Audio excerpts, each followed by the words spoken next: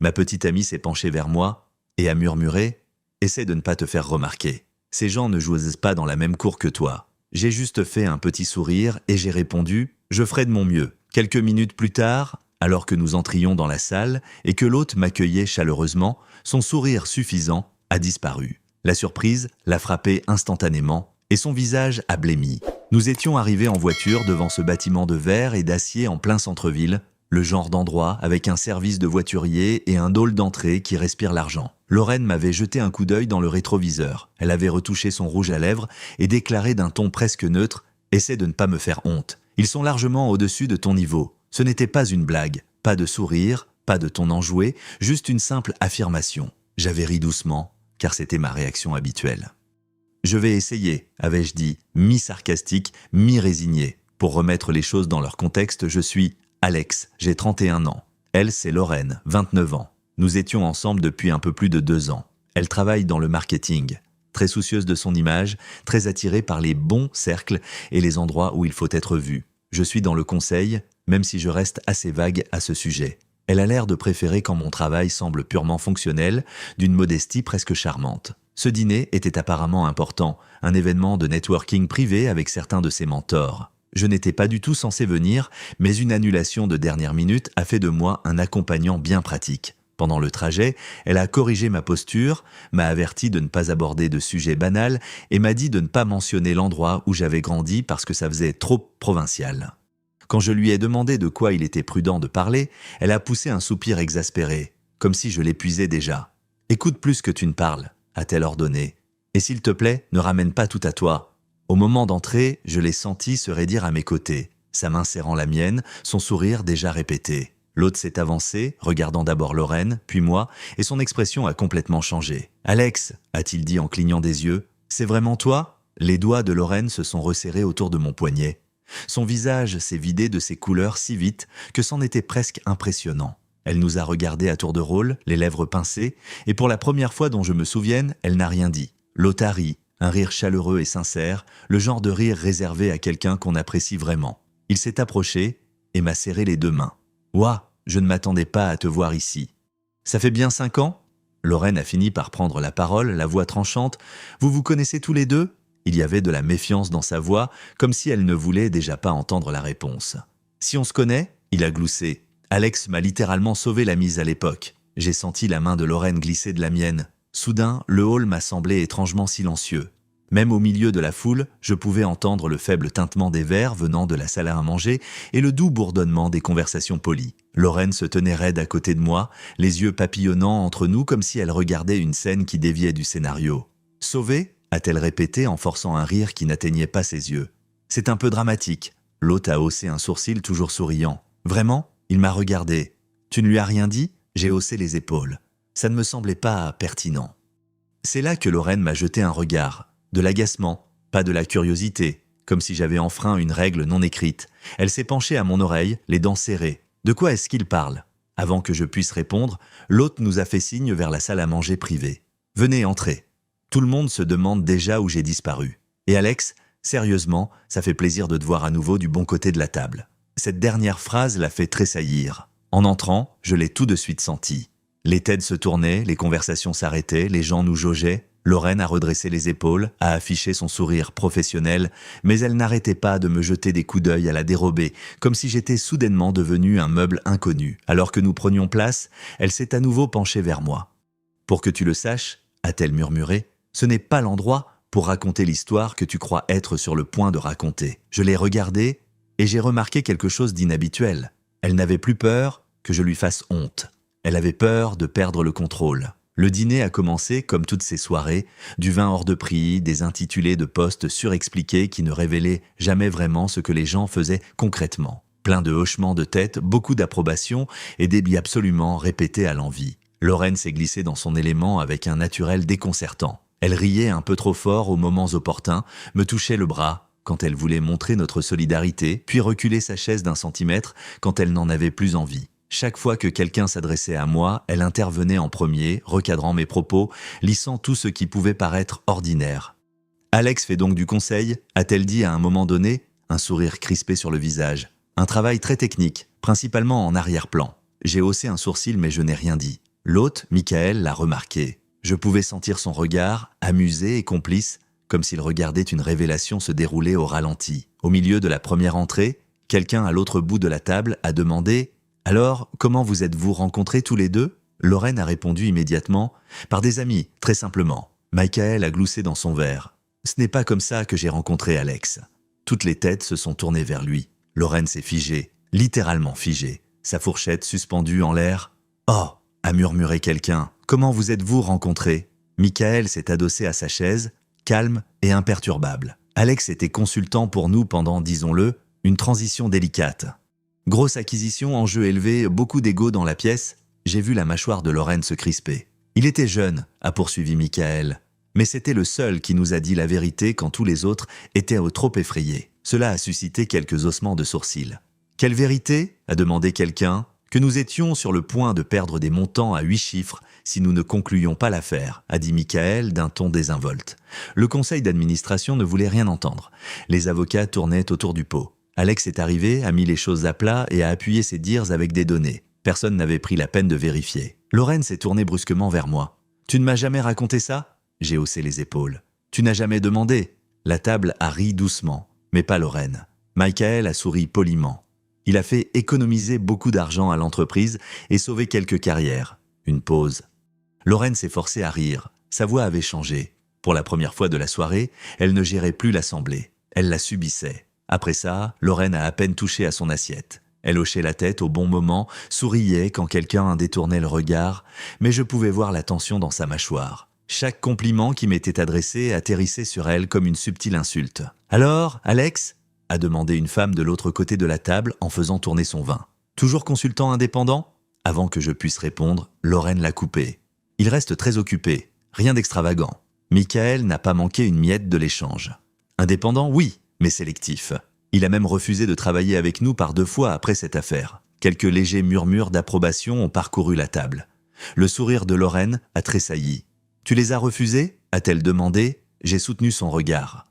« Ça ne correspondait pas à mon emploi du temps, ai-je dit. » Ce n'était pas la réponse qu'elle attendait. Elle s'est penchée vers moi, la voix basse et tranchante. « Depuis quand refuses-tu des opportunités comme celle-là ?»« Depuis que je n'en ai plus besoin ?» ai-je répondu tout aussi calmement. Le reste de la table est passé à autre chose, mais Lorraine est restée bloquée sur cette phrase, recalculant tout ce qu'elle pensait savoir sur moi. La façon dont elle avait l'habitude de me décrire à ses amis, les petites blagues sur le fait que je cherchais le confort plutôt que l'ambition. Michael a levé son verre à Alex, l'une des personnes les plus brillantes de cette pièce, qui ne ressent jamais le besoin de le prouver. Les verres ont teinté. Lorraine a hésité, puis a levé le sien en dernier. Elle ne m'a pas regardé. Après ça, les questions se sont enchaînées, pas de sa part, mais à son attention. « Depuis combien de temps êtes-vous ensemble ? Comment avez-vous réussi à le convaincre de venir ce soir ? Vous devez être fiers. » Chacune d'entre elles ébréchait son image si soigneusement façonnée. Elle m'avait amené ici pour que je me fonde dans le décor. Au lieu de cela, je devenais une présence qu'elle n'avait pas prévue. À un moment, elle s'est excusée pour aller aux toilettes. À son retour, elle ne s'est pas assise tout de suite. Elle s'est penchée vers moi, furieuse mais en gardant le contrôle. « Tu m'as fait passer pour une idiote. » J'ai croisé son regard. « Calme-toi, je n'ai rien dit de faux. Ce n'est pas la question, a-t-elle lâché. Tu aurais dû me prévenir. » Je l'ai observé pendant un instant et j'ai senti que quelque chose avait changé. Silencieusement, définitivement. « Prévenir de quoi ?» ai-je demandé. « Du fait que je ne suis pas celui que tu prétends que je suis ?» Elle s'est redressée immédiatement, son sourire reprenant instantanément sa place, alors que quelqu'un jetait un coup d'œil dans notre direction. Mais sa main tremblait légèrement lorsqu'elle a soulevé son verre. Et à cet instant, j'ai compris. Ce dîner n'était plus une question de réseau. C'était une question de façade. Le reste du repas m'a fait l'effet d'une pression s'accumulant lentement sous le verre. Lorraine est restée silencieuse après ça, de la façon dont les gens se taisent quand ils essaient de ne pas craquer en public. Elle hochait la tête quand on s'adressait à elle, riait avec un temps de retard et gardait les yeux fixés partout sauf sur moi. De temps à autre, je la surprenais en train de fixer mes mains, comme si elle essayait de les réconcilier avec la version de moi qu'elle s'était construite dans sa tête. Michael, en revanche, devenait de plus en plus animé de minute en minute. « Alors, sur quoi est-ce que tu travailles en ce moment ?» m'a-t-il demandé d'un ton désinvolte, comme si de rien n'était. J'ai bu une gorgée de mon vin, principalement du conseil pour des clients privés. Un peu de restructuration, quelques reventes. « Tu refuses toujours les conseils d'administration ?» a-t-il demandé, faisant référence à mon allergie constante aux réunions qui auraient pu être de simples emails. La table a ri de bon cœur, Lorraine a expiré bruyamment par le nez. L'un des invités les plus âgés s'est penché en avant. Vous savez, nous essayons d'intégrer quelqu'un qui a votre expérience. Les travailleurs de l'ombre sont rares. Lorraine s'est immédiatement redressée. Il est en fait très loyal, a-t-elle dit précipitamment, parfois même trop. Je l'ai regardée. Loyal envers quoi? Elle a cligné des yeux. Envers les gens, les engagements? Michael a penché la tête, esquissant un léger sourire. Intéressant? J'ai toujours pensé qu'Alex était loyal envers la vérité. Même quand cela mettait les autres mal à l'aise, la table a retrouvé son silence, mais cette fois-ci, ce n'était pas un silence gêné. C'était un silence attentif. Les doigts de Lorraine se sont enfoncés dans sa serviette. Après le dessert, les gens ont commencé à se lever, échangeant des cartes de visite, faisant des plans qui ne se concrétiseraient probablement jamais. Lorraine m'a pris à part près du bar, me serrant fermement le bras. « Pourquoi ne m'as-tu jamais parlé de tout ça » a-t-elle exigé d'une voix sourde. « Je prenais ta défense » a-t-elle lâché. En me rabaissant, ai-je corrigé. Ses yeux se sont écarquillés. « Pour que je paraisse plus ordinaire » ai-je ajouté. Elle a cligné des yeux. J'ai hoché lentement la tête. « Tu ne voulais pas d'un partenaire. Tu voulais un faire-valoir » Elle a ouvert la bouche, puis l'a refermée, jetant un coup d'œil autour d'elle pour voir si quelqu'un nous observait. « Tu en fais tout un drame » a-t-elle sifflé. C'était censé être ma soirée. J'ai regardé au-delà de son épaule vers Michael, qui était plongé dans une conversation totalement ignorant de la tension. C'est à cet instant que j'ai eu un déclic. Je n'avais pas été invité pour me tenir à ses côtés. J'avais été invité pour rester en dessous d'elle. Et pour la première fois depuis longtemps, j'ai su avec certitude que c'était fini. Nous ne sommes pas partis ensemble tout de suite. Lorraine s'est attardée, forçant des sourires, s'assurant de dire au revoir aux bonnes personnes, riant un peu trop fort, prétendant que tout allait bien. Je suis resté quelques pas en arrière, redevenu soudainement invisible, mais cette fois-ci par choix. Michael a croisé mon regard alors que la pièce se vidait. « Si jamais tu veux prendre un café » a-t-il proposé. « Rien de formel, juste pour discuter. » J'ai hoché la tête. « Avec plaisir. » Lorraine a entendu, j'en étais sûr. Ses épaules se sont raidies. Le trajet de retour s'est déroulé en silence pendant les 10 premières minutes. Pas de musique, pas de bavardage, juste le bruit des pneus sur l'asphalte et le doux bourdonnement de la ville. Finalement, elle a craqué. « Je ne comprends pas pourquoi tu les as laissés croire que tu étais quelqu'un d'important. » Je lui ai jeté un coup d'œil. « Je ne leur ai rien laissé croire du tout. » Elle a ricané. « Tu savais très bien ce que tu faisais. » J'ai secoué la tête. « Non, c'est toi qui as supposé que j'allais te faire honte. » Elle a tapé légèrement du poing sur le volant. « Tu ne te comportes jamais comme ça. Tu minimises toujours tout. Tu me fais passer pour une idiote parce que je t'ai fait confiance. » Celle-là a fait mouche, j'ai répondu calmement. « Je ne t'ai pas forcé à me faire confiance. Tu as cru ce qui t'arrangeait. » Elle a eu un rire sec et amer. « Oh, s'il te plaît, ne transforme pas ça en leçon de morale. Tu aurais pu me prévenir. »« Te prévenir ?» ai-je demandé. « Du fait que je ne te suis pas inférieur ?» Elle n'a pas répondu immédiatement. Puis doucement, elle a lâché. « Tu ne t'intègres pas dans mon monde comme je le pensais. » J'ai senti un calme étrange m'envahir. Enfin, la vérité était dite à voix haute. « Je n'ai jamais essayé de m'intégrer dans ton monde, ai-je répondu. Je croyais que nous en construisions un ensemble. » Elle s'est garée dans notre allée et a coupé le moteur. Le silence qui a suivi m'a semblé plus lourd qu'auparavant. Elle a regardé droit devant elle. « Et alors, maintenant je suis la méchante de l'histoire ?» Je l'ai regardée, vraiment regardée, et je n'ai plus rien senti monter en moi pour nous défendre. « Non, ai-je dit, tu n'es juste pas celle que je croyais. » Elle s'est tournée vers moi, les yeux foudroyants. « Tu réagis de manière disproportionnée. » Et c'est là que j'ai compris. Le moment où tout s'est terminé pour moi, ce n'était pas les insultes, ni le dîner, ni même le trajet en voiture. C'était la certitude dans sa voix, sa conviction absolue qu'elle n'avait rien fait de mal. J'ai ouvert la portière, je suis sorti et j'ai dit d'un ton neutre « On en parlera demain ». Mais je savais déjà qu'il n'y aurait pas de lendemain pour nous. Nous ne nous sommes pas parlé le lendemain, ni le surlendemain. Lorraine utilisait le silence comme une stratégie, attendant, espérant que je revienne, m'excusant de l'avoir mal comprise. Ça avait toujours été notre dynamique. J'arrondissais les angles, je me réduisais à nouveau à la version de moi avec laquelle elle se sentait à l'aise.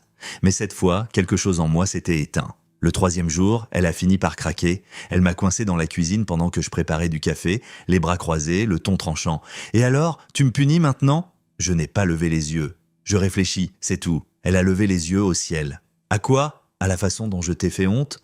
Ça m'a presque fait rire. « Tu ne m'as pas fait honte ?» ai-je dit. « Tu as révélé ton vrai visage. » Son visage s'est durci.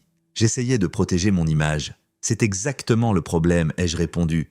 Tu te protégeais de moi. » Elle a ricané. « Tu te comportes comme si j'avais commis un crime. »« Non, ai-je dit calmement. Tu m'as juste montré comment tu me percevais. » Elle s'est rapprochée. « Je te perçois comme quelqu'un qui aurait dû me dire la vérité. » J'ai enfin croisé son regard. « Tu n'as jamais voulu de la vérité. Tu voulais que je sois docile. Ça a fait mouche, j'ai vu sa bouche se crisper. Tu te crois supérieur à moi maintenant ? A-t-elle craché ? J'ai secoué la tête. Non, je pense juste que je n'ai plus ma place ici.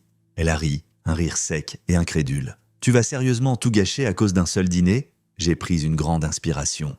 Ce n'était pas le dîner, c'était la remarque dans la voiture. Chaque correction, chaque blague, chaque avertissement pour que je ne te fasse pas honte. Elle m'a regardé comme si je parlais une autre langue.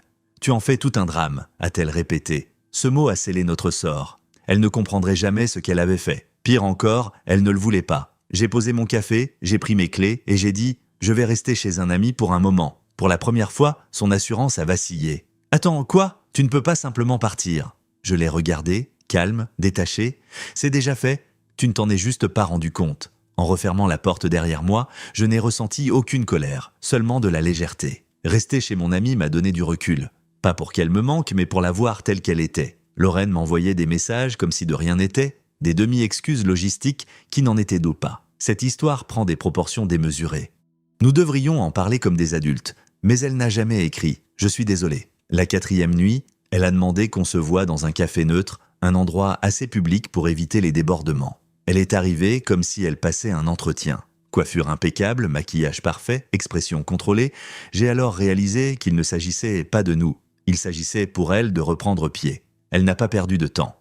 J'ai réfléchi, a-t-elle dit en croisant les mains. Je t'ai peut-être sous-estimé. Peut-être que tu as pris plaisir à prouver ta valeur. J'ai attendu. Elle a poursuivi. Tu m'as aussi mise dans une position impossible. Tu sais à quel point l'image est importante dans mon monde. On y revenait. J'ai dit, tu ne m'as pas fait confiance. Elle a froncé les sourcils. Je t'ai fait confiance pour ne pas me prendre au dépourvu, pour me respecter. J'ai répondu, nous y avons tous les deux perdu. Elle s'est adossée, les bras croisés.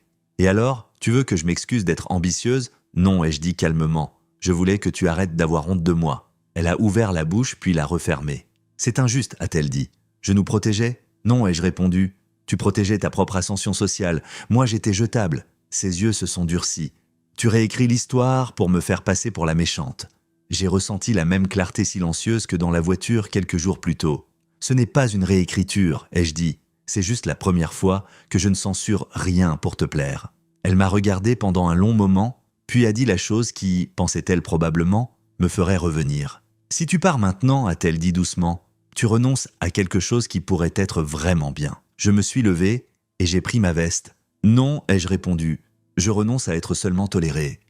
Elle ne m'a pas suivi à l'extérieur. Et pour la première fois, je ne me suis pas retourné. Une semaine plus tard, j'ai déménagé mes affaires. Lorraine n'était pas là. Elle m'avait dit qu'elle avait des réunions toute la journée, ce qui semblait délibéré, comme si elle voulait éviter la gêne de la situation sans jamais en reconnaître la finalité. J'ai fait mes cartons silencieusement, efficacement. Pas de drame. C'était étrange de voir à quel point il y avait peu de choses une fois que j'avais séparé ce qui m'appartenait de ce qui avait été à nous. En fin de compte, nous n'avions pas vraiment construit grand-chose ensemble. Elle m'a envoyé un message pendant que je chargeais le dernier carton dans ma voiture. « Je ne pense pas que tu fasses le bon choix. » Je l'ai fixé plus longtemps que nécessaire. Puis j'ai répondu « C'est pourtant enfin le cas. » Ce soir-là, elle a publié une légende soigneusement choisie sur le fait de dépasser certaines situations et de faire des choix en accord avec soi-même. Aucune mention de moi, bien sûr, juste assez vague pour éveiller la curiosité, juste assez flatteur pour lui donner le beau rôle. Des amis communs m'ont contacté. Certains par curiosité, d'autres avec compassion,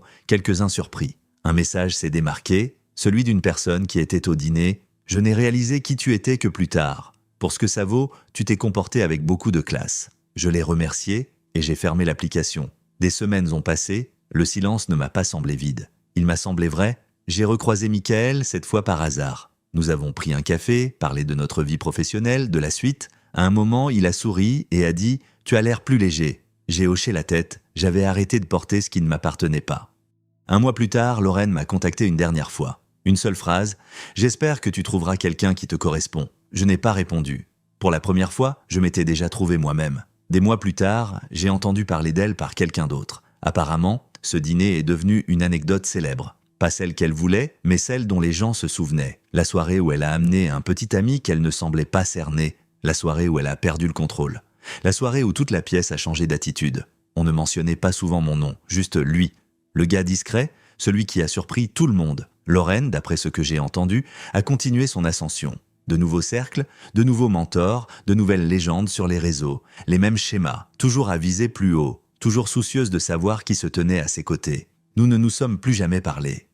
Et honnêtement, c'était la fin la plus nette que je pouvais espérer. Car voici la chose que je n'ai réalisée qu'une fois tout cela terminé.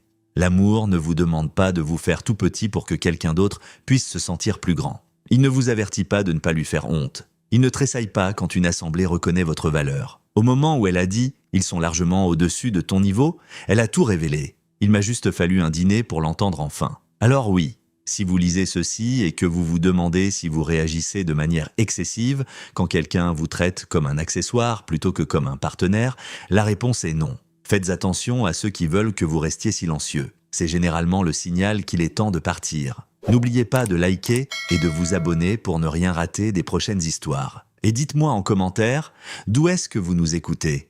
Обалдеть. Обалдеть. Обалдеть. Обалдеть. В Советском Союзе не было такой фигни, когда советские граждане в Майнкрафт играли.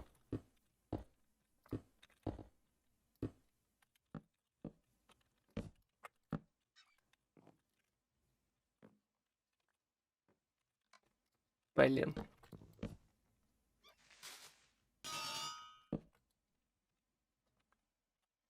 Можно мне еду какую-нибудь?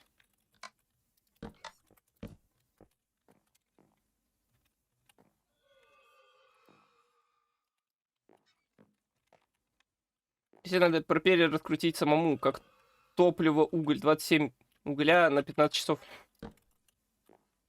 Хуя. Надо, да?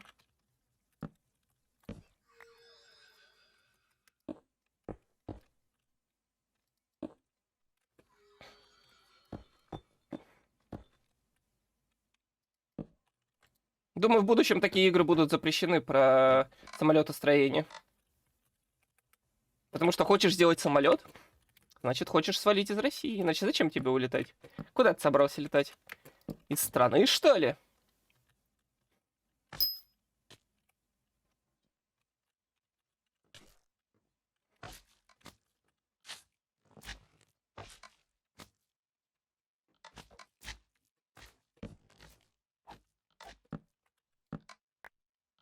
Хлеба дали. Короткая кабина, максимальная высота полета 200 метров над землей. Вау. 100 километров в час скорость. Обалдеть. А это много? Что-то я не знаю. Я на велосипеде с горки столько еду. Что-то как мало для самолета, не? Там, по-моему, должен 500 километров в час летать хотя бы, не? А то и 1000.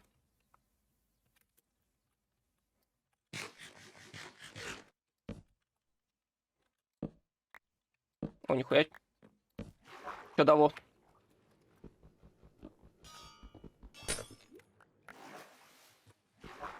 Всякие шняшки, штучки, дрючки.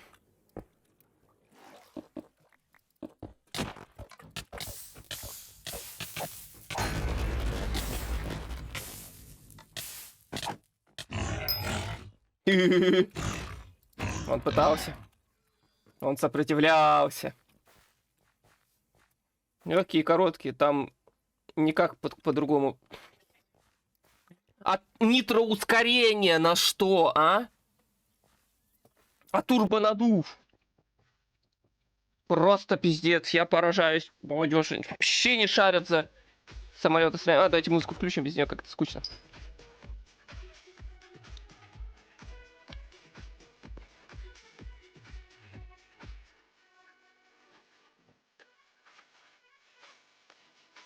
Даже закись азота не может поставить на свой драндулет. Мне просто за молодежь стыдно, они просто не шарят.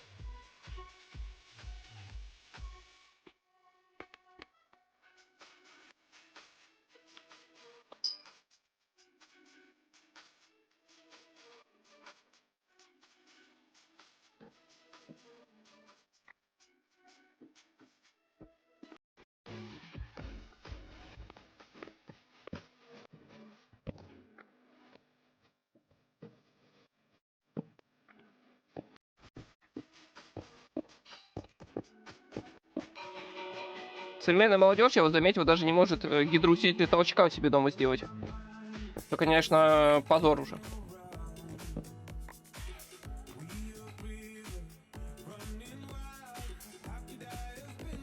Электроники нет. Так, в смысле, это турбонадув. Это не про электронику. Тем более нитроускорение можно и без электроники поставить. Подъемной тяги не хватит. Электроника же это легкая тема, говорю. Я вернулся, ну, слава богу, ты пришел.